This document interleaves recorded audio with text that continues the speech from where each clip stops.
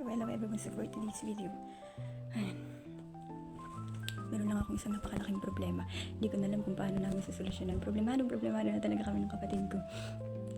Dahil sobrang dami na ng basura dito.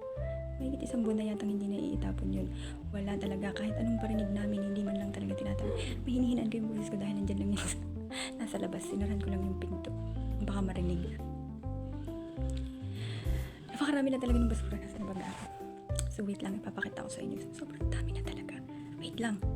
Ayan, yan ang basura dito. And then, ayan pa yung mga nasa sako. Basura yan. Nakita niyo naman, sobrang dami na talaga. May mga nasa sako, mayroong nasa... Basta. So napakarami na talaga. Kailangan na talagang maitapon yun. Pero dahil kahit anong parinig namin, kahit anong sabi namin na magtapon na ng basura, hindi talaga nag-iintindi. At ang masiste ang ginagawa lang, nagse-cellphone. Wala namang ginagawa. Hindi talaga maitapon-tapon. So ngayon, may gagawin ako. Ito. Meron akong 500 dito. Meron akong gagawin. Ano bang maganda?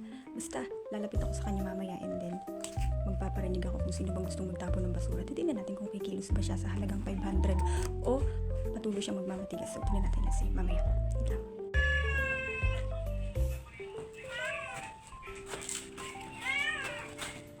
Bakit kaya ang sabi na? Bibigyan na.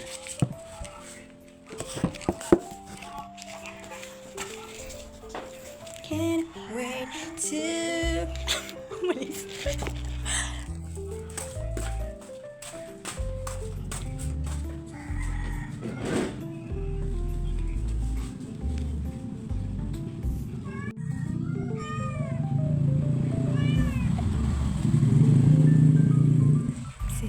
Cellphone lang.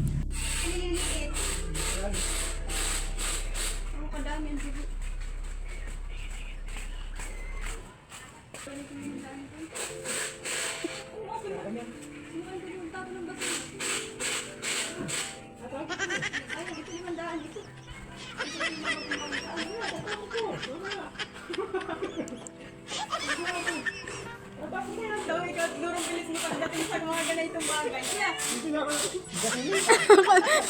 Yan, si tatay mo kang kurta!